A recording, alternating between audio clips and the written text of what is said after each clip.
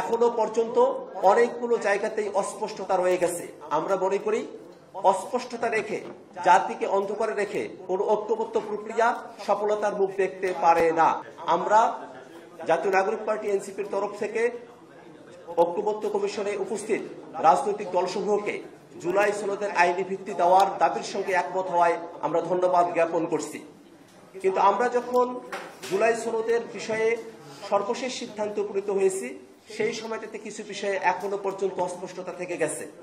যদিও জুলাই সনদ বাস্তবায়নের জন্য একটি আদেশ, তারপরে গণভোট এবং পরবর্তী পার্লামেন্টকে একটি কনস্টিটিউয়েন্ট পাওয়ার অর্পণের মধ্য দিয়ে সেগুলোকে সংবিধানে সুন্দরভাবে প্রযুক্ত করার বিষয়ে আমরা একমত হয়েছি, তারপরেও এখনো পর্যন্ত অনেকগুলো জায়গাতেই অস্পষ্টতা রয়ে গেছে। আমরা মনে করি অস্পষ্টতা রেখে, জাতিকে অন্ধকারে রেখে কোন ঐক্যবদ্ধ প্রক্রিয়া সফলতার মুখ দেখতে পারে না। এমত অবস্থায় আমাদের কাছে মনে হয়েছে জুলাই সনদের সব থেকে গুরুত্বপূর্ণ বিষয় হলো যে আদেশের মধ্য দিয়ে আমরা এটাকে বাস্তবায়ন করব, সে আদেশের বিষয়টা জনগণের কাছে আরো খোলাসা হওয়া প্রয়োজন।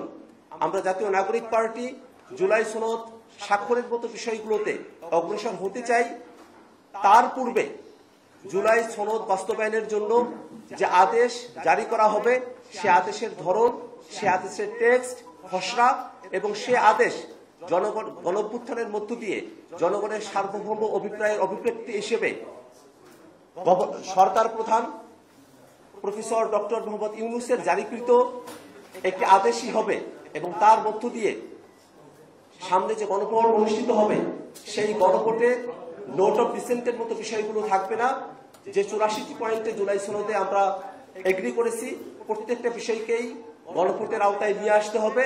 গণভোটে নোট অফ ডিসেন্টের বিষয়গুলো যাতে অস্পষ্ট না থাকে এবং একই সাথে আমরা সামনে যে নির্বাচন অনুষ্ঠিত হবে, যার জন্য জাতীয় নাগরিক পার্টি আমরা প্রস্তুতি গ্রহণ করছি, সারা দেশ উন্মুখ হয়ে আছে, সেই নির্বাচন এর মধ্য দিয়ে নির্বাচিত প্রতিনিধিরা একই সাথে যেমন তারা সংসদ সদস্যের কার্যাবলী সম্পাদন করবেন, তার সাথে সংসদের সদস্যদেরকে কনস্টিটিউয়েন্ট পাওয়ার গাঠনিক ক্ষমতা প্রদান করার মধ্য দিয়ে সংস্কারকৃত সংবিধান, যেটাকে জুলাই ঘোষণাপত্রের মধ্যে বিবৃত করা হয়েছে, সেই সংস্কারকৃত সংবিধানের মৌলিক সংস্কারের বিষয়ে আমরা যে বিষয়গুলোতে একমত হয়েছে এবং জুলাই সনদে সিদ্ধান্ত গ্রহণ করা হয়েছে, সেগুলোকে অন্তর্ভুক্ত করা হবে এবং সেই সংবিধান সংস্কারকৃত 2026-এর সংবিধান হিসেবে বর্ণিত থাকবে, এমন দাবি আমরা সরকারের কাছে উপস্থাপন করতে চাই।